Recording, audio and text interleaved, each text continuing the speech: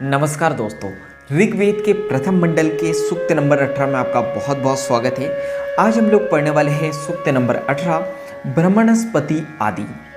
तो हे ब्रह्मणस्पति, तुमने जिस प्रकार उसीच के पुत्र कक्षीवान को प्रसिद्ध किया था, उसी प्रकार सोमरस देने वाले यजमान को भी देवताओं में प्रसिद्ध करो।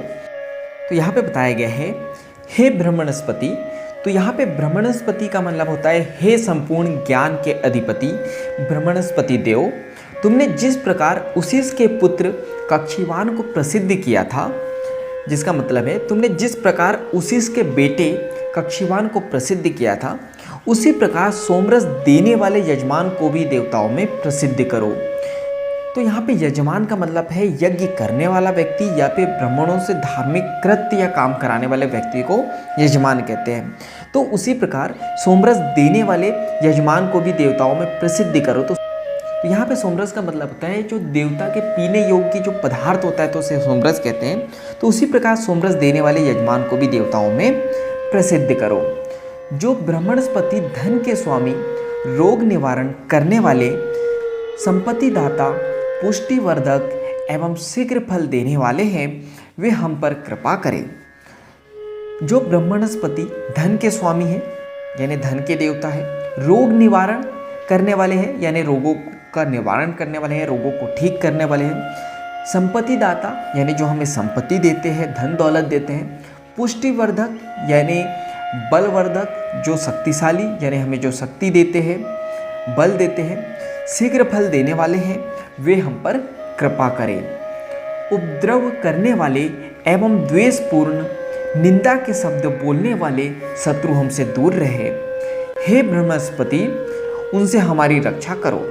उपद्रव का मतलब होता है जो उत्पाद मचाने वाले व्यक्ति को कहते हैं, या जो है दंगा फैलाने वाले व्यक्ति को उपद्रव कहते हैं। तो उपद्रव करने वाले एवं द्वेषपूर्ण निंदा के शब्द बोलने वाले, यहाँ पे द्वेषपूर्ण का मतलब होता है विरोध के भाव से निंदा का मतलब होता है बुराई। तो विरोध के भाव से बुराई करने वाले या द्वेषपूर्ण निंदा के शब्द बोलने वाले जो हमारे शत्रु है, जो हमारे दुश्मन हैं, हमसे दूर रहे। हे ब्रह्मणस्पति, उनसे हमारी रक्षा करो।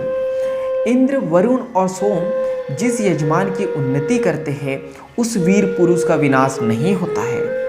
यानी यहाँ पे बताया गया है इंद्रदेव, वरुण देव और सोमदेव जिस यजमान की उन्नति करते हैं, यजमान का मतलब अभी हम लोगों ने देखा था यज्ञ करने वाला व्यक्ति या ब्राह्मणों से धार्मिक कृत्य या काम कराने वाले व्यक्ति को यजमान कहते हैं।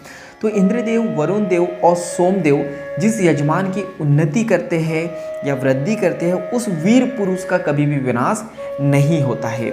हे ब्रह्मणस्पति, तुम सोम, इंद्र एवं दक्षिणा नामक देवी उस यजमान की पाप से रक्षा करो।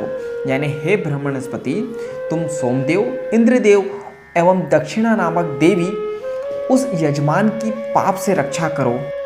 आश्चर्यजनक कर्म करने वाले, इंद्र के प्रिय, परम सुंदर एवं धन प्रदाता सदस्पति, जिसको अग्नि कहते हैं, नामक देव के सामने हम बुद्धि की याचना करते हैं। आश्चर्यजनक का मतलब होता है सरप्राइज।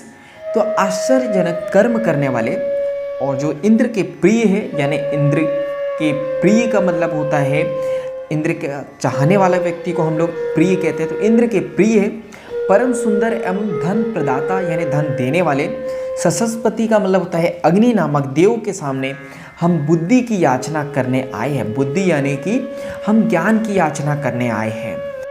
जिस सशस्पति, जिसका मतलब है अग्नि, की प्रसन्नता के बिना विद्वान यजमान का यज्ञ भी पूर्ण नहीं होता, वहाँ ही हमारे मन को इस यज्ञ में लगावे। तो यहाँ पे बताया गया है जिस सशस्पति की बात करें हम लोग, सशस्पति का मतलब होता है अग्नि, तो हम अग्नि की प्रसन्नता के बिना जो तो यहाँ पे बताया गया है कि जो विद्वान यजमान भी होगा, विद्वान यानी जो ज्ञानी यजमान भी होगा, जो यज्ञ कर रहा होगा, तो अग्नि को प्रसन्न किए बिना वह यज्ञ को पूर्ण नहीं कर सकता या नहीं कि पूरा नहीं कर सकता। वह ही हमारे मन को जो है इस यज्ञ में लगावे। इसके बाद वही सशस्पति का मतलब होता है अग्नि, हवि संपादन करने वाले यजमान की उन्नति करते हैं एवं यज्ञ को निर्विघ्नता पूर्वक समाप्त करते हैं। उन्हीं की कृपा से हमारी स्तुतियाँ देवों के पास जाए। तो यहाँ पे बताए गए हैं, इसके बाद वही सशस्पति यानी अग्नि हवि संपादन करने वाले यजमान की उन्नति करते हैं। तो यहाँ पे बताया गया है जो अग्निदेव है हवि संपादन करने वाले यजमान की उन्नति करते हैं। हवि संपादन का मतलब होता है, हवि का मतलब होता है हवन में डाली जाने वाली पवित्र चीज़ों को हवि कहते हैं, और संपादन का मतलब होता है किसी चीज़ को अच्छी तरह से पूरा करना। तो जो अग्निदेव हैं हवि संपादन करने वाले यजमान की उन्नति करते हैं, उसको जीवन में आगे बढ़ाते हैं, सफलता दिलाते हैं एवं यज्ञ को निर्विघ्नता पूर्वक समाप्त करते हैं। निर्विघ्न का मतलब होता है बिना बाधा के, तो निर्विघ्नता पूर्वक समाप्त करते हैं कौन? अग्निदेव। उन्हीं की कृपा से हमारी स्तुतियाँ यानी हमारी प्रार्थना देवों के पास जाती है। प्रतापी अत्यंत प्रसिद्ध एवं भूलोक के समान तेजस्वी नारायणसक देवता को मैं देख चुका हूँ। प्रतापी का मतलब होता है जिसका प्रताप चारों तरफ फैला हो, जो पराक्रमी हो, जिसको हम लोग औरा कहते हैं। अत्यंत प्रसिद्ध एवं भूलोक के समान जिसका तेज हो। नारायणसक, नारायणसक का मतलब होता है अग्नि, अग्नि देवता को मैं देख चुका हूँ। तो यहाँ पे सूक्त नंबर 18 समाप्त होता है। आज के लिए इतना ही, धन्यवाद।